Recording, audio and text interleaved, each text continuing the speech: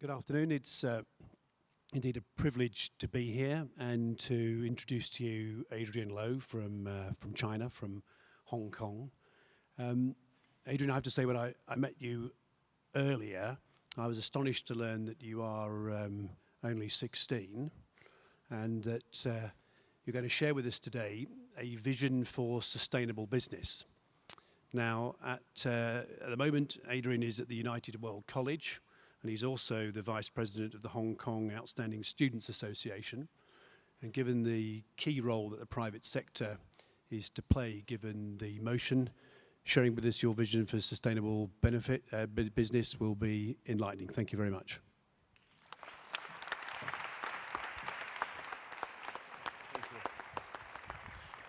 Thank you, everyone. So, picking up on what Christina has said and what Professor Yunus has said this morning, so the first thing I would like to ask you is, what does the word profit mean to you? And what does the word business mean to you? Well, very probably, as what Professor Yunus has said just now this morning, like profit and business, they sort of go together hand in hand. Profit maximization means business. That's what we're told in textbooks. And that's also how the world is ran these days. Everything is driven by profit. When there's no profit, no one does it. That's sort of the mentality that most people have in the world today. Well, when you have profit, there are two things that you usually do. You maximize the price and you minimize the costs. And these two actions both lead to the similar outcome to a certain group of people, which is the lower income, the lower sector in the society, which by both actions, they're still being undermined, their welfare being undermined. How? Well, by maximizing the prices, what happens is that many goods and services becomes not available to them. And by minimizing the costs, very often, they are the first group of people where wages are reduced. And therefore, both actions driven by profit actually undermines the benefit and the welfare of this group of people. Well, what I fundamentally believe, and what I believe you all fundamentally believe, would be that businesses have a responsibility to the society that it operates in, not just to profit, not just to shareholders. And I believe that there is something more than just profit, which is what I'm trying to talk about today, which is a sustainable business, something which corporations, which are not social businesses, can actually engage in and can benefit the society that they work with without making a lot of extra effort in what they're trying to do. Well, this thing will have long-lasting positive impacts on society, which I will explain why. And also, it's very practical for all businesses, not just multinational corporations, not just global businesses, but every single business. Because what I'm proposing are small steps in each and single step of the business, which together, times the scale, will make a huge impact to society and the society that they operate in. Well, let me propose a few things that companies can do in this context.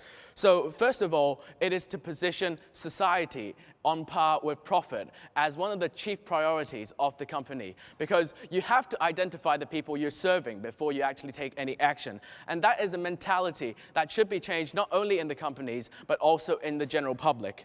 And second of all, what can happen is companies provide a better working environment for its workers, and better still, if they can provide it at above the minimum requirement, but above the minimum legislation, which generally only ensures a very basic and very primitive level of living. Well, let me give you an example. Marks & Spencer in Bangladesh, what they did was to provide the workers with a wage that's higher than the legal minimum, and at the same time, send in some productivity experts.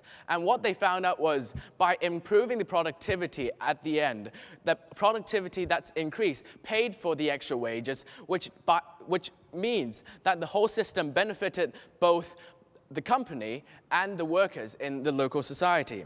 And third of all, which is a very broad point, is a wiser management of the supply chain. What that means is companies should engage in things such as fair trade, where farmers and local producers benefit directly from the money they're paying, and supporting ethical and needy suppliers, such as in the case of ShopRite in Zambia, where they turned to local farmers instead of importing from South Africa, which significantly improved the local economy.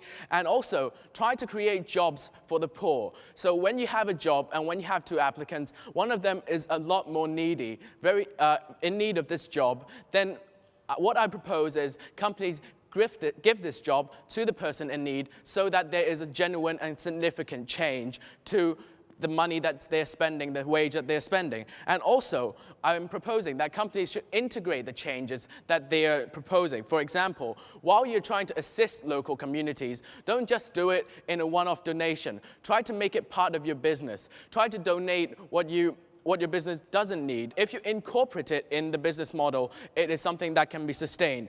And the reason why I propose all this change is because business, for their part in the local community and the international community, are doing a very little portion in terms of poverty alleviation and addressing other social issues. And I believe that it is time for businesses to come out and address these issues with proactive actions and not just wait for government or NGOs to take the lead. And I'll end with leaving you with one thought. The theme of this year's World Economic Forum in Davos is rethink, redesign, and rebuild. So let me use these 3 words and leave you with some thoughts.